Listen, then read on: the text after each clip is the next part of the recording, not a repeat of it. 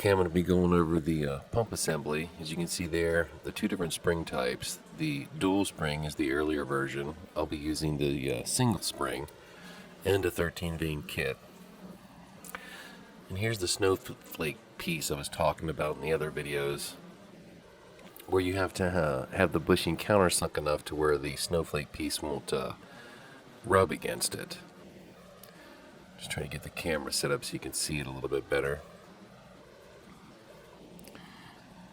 Yeah, it's that edge that has to have a very slight gap. I mean, it's very close, as you can see, but you do not want that plastic piece rubbing against the bushing. So it's like a fine line of getting it, sunk in deep enough for it to be correct. It's very important to do that correctly. If not, it'll just chew it up, and you can end up exploding the pump, actually. I will, use liberal amounts of Transgel on the surface prep. For startup, we don't, you can still go with tranny fluid. Again, I like to use lots of Transgel, the gold. Put the first ring down within the pump kit. And then the next component would be the spring for the pivot pin for the slide. And make sure you put that in there. And the pivot pin actually was worn out on this one. I'll show you here. It's kind of hard to see, but it's got a very noticeable groove in it. You can kind of see me messing with it there on camera. Try to show you. I mean, it's really hard to see, but there is a groove I can feel with my fingernail in there. You can see it's actually tore part of my nail off. And you don't want to use that, so I went and got a nice used one. It's nice and perfectly smooth. There's no burrs on it whatsoever. It's a perfectly good pin to use in place of the old one. You can get a new Sonex one if you want. And in the pump kit, you'll have an O-ring and then the metal ring for the slide. Again, Transgel I'll use to hold the O-ring down into the slide. Just put a nice little line of some type of assembly grease or something to hold it in place. And just work the ring down in, the rubber O-ring. Excuse me. And then the metal ring will just press down. The Transgel will help keep everything sealed so nothing comes out of alignment. And then I'll put another bead on there as well to kind of help. We don't want that metal ring doing any movement startup cutting into the aluminum of the pump. And then just line up the slide in place. Set the pin, get the pin ready, don't put the pin in. And then your spacer and your Teflon spacer. You've got a rubber spacer and a Teflon spacer that go in the pump right here in this location. And just get them down in as far as they'll go, and then slot your pin in and push your pin flush. Something else that I like to do on these is, I'll tap it with just the plastic end of my screwdriver, make sure it's down. Then I will get a razor blade and I will remove the excess. You can see a couple little pieces came off there. A lot of people won't do that. They'll just smash it closed, and you can, but I do like to shave those off flush at the top there with a razor. Be careful not to lose the pieces you cut off. You don't want them in the pump floating around getting chewed up. But it just makes for a cleaner install, especially when you're bolting the pump halves together. Granted, it will flatten it, but again, this is just how I do it. Installing the spring, they make a tool and all those things. I don't use a tool, just use a screwdriver. You just got to be careful to line it up correctly, otherwise the spring will take off on you. You can do it with a flat blade like I'm doing right here with a screwdriver. It makes it really quick and easy. I've seen people use channel locks, I've seen people use the tools, but the screwdriver method, like you just saw, for me works best. And again, I'll tap it, make sure it stays down. We don't want it coming up. You can see this little piece of goo got in there. I'll get it out there with my pick, make sure we don't have that in there. Another little piece I'm getting out with my pick. And then putting the snowflake onto the rotor itself. and then just dropping it down into the pocket, centering where the bushing is, and then it's time to add the vanes in. And the vanes, some people have trouble with these if you've never done them before, but if you look how I put it in, I kind of come in at an angle. I come in off the back edge and then rock it forward like that to lock it in place. So the leading edge gets in behind the ring, and then I can rotate it outward towards the slide to like lock it in place.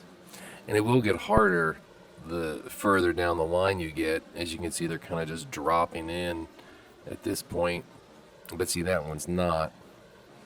It's actually off. So what I'll do is I'll just put them all in, and then I'll rotate the rotor and move them to the basically about the opposite side, really. And then you can then rotate them down in place. You'll see here in a second how I'll kind of move it around. And see, it's still being stubborn, so I have to move it. Just get it to the opposite side to rock it over like that, then push it to the edge.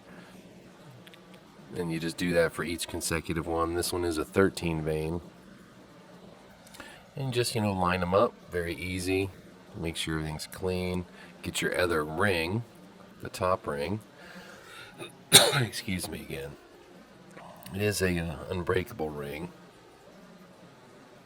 It's not like the chrome moly type rings that you see from the factory. They tend to shatter. And again, liberal amounts of transgel, make sure the ring actually goes inside of all those veins. It's not sitting up anywhere, and it's actually down below them and flush. I'll just spread out the transgel around. And then I'll get the pump stator side, and then I'll show you where it's, if you look, there's an indexing square that I use on the pump bodies halves to align them up initially before I actually bolt them together. But it's right there off the pressure regulator boost valve side of the pump. That little square there and the other square here.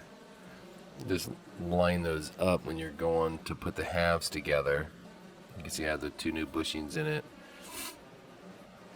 And just use that temporarily to get your bolt holes initially lined up. And then I will use the pump clamp. And I always make sure that the clamp, the open end of the clamp, is opposite of all the other, the feed line holes on the other side of the pump. And then I will torque it down to 20. And I always start on this side, because I want it sealed there at most first. You don't want to start at the other side. Always do these two, and then I just go off to the other side and alternate. And then check them all, and then re-loosen the tool, and then that's pretty much it.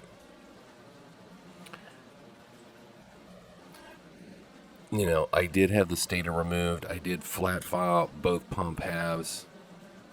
The pump was machined. Even after it was machined, I still I have a lapping block that I use for making all surfaces flat, and I will do that to all components. Here I'm removing the solid rings. Again, I don't like the solid rings. I've explained in other videos why I don't like them. But I will use the scarf cut style ring on the pump stator, and I'll use the butt cut style on the input drum. And the trick on putting these in, you kind of pre-roll it like that real quick. You don't have to hold it long. But if you hold it like at a upward angle like that and walk it around it, it won't actually stretch the ring out, so it stays to its conformed shape.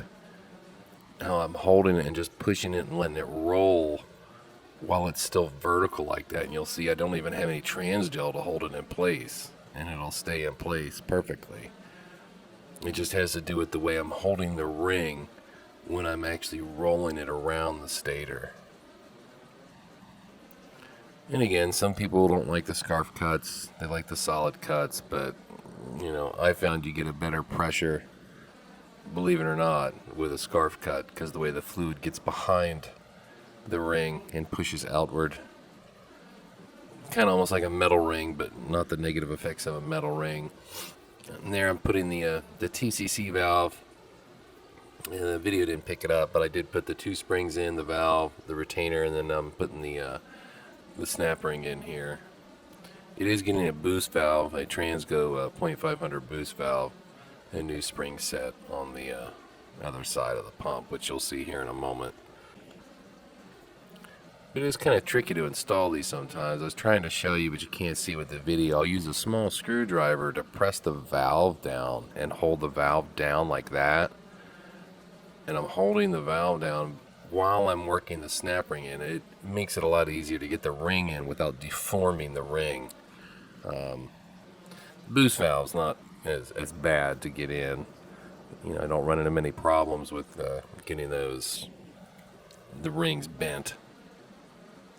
The TCC one, yes, but not the boost valve one. It's just a simple Transgo boost valve install. Nothing to it really. You know, you just have the PR valve and the spring, the 2 springs, a spacer, and the main boost valve itself. It installs quite easily, really. It is a good upgrade for any unit. If you do find that you still have a leak in this area, you should use the O-ring style that Sonex makes. This pump was vacuum tested and did not have any significant leaks in this area. So running with just the standard plug with no O-rings is fine. You can see that the valve has already been, it is the updated type of valve, so I don't have to update that valve where it has the one land ground down. And then just install the 2 springs, just drops in, and they do float. Some people get confused how the one floats in there and they think that it's wrong, but it's not. You know, just add a little bit of Transgel around to the main boost sleeve assembly itself, just a little, just to help it go into the body there. And not too much, because you don't want it getting hung up with all the small feed passages and stuff, just a little bit. And I won't use any inside the valve itself. Just going to gently rock it back and forth and twisting and pushing until it gets to that point. Then it's going to go in all the way, you can tell. And then you want to kind of make sure it bottoms out with your finger. You can use a tool if you want. And get your snap ring pliers, and I just push it in with my finger. And then just line it in like that. I usually don't have an issue with getting those in or out. But I will be covering more on this guy's build here in the next couple of videos. But that's how I do the pumps.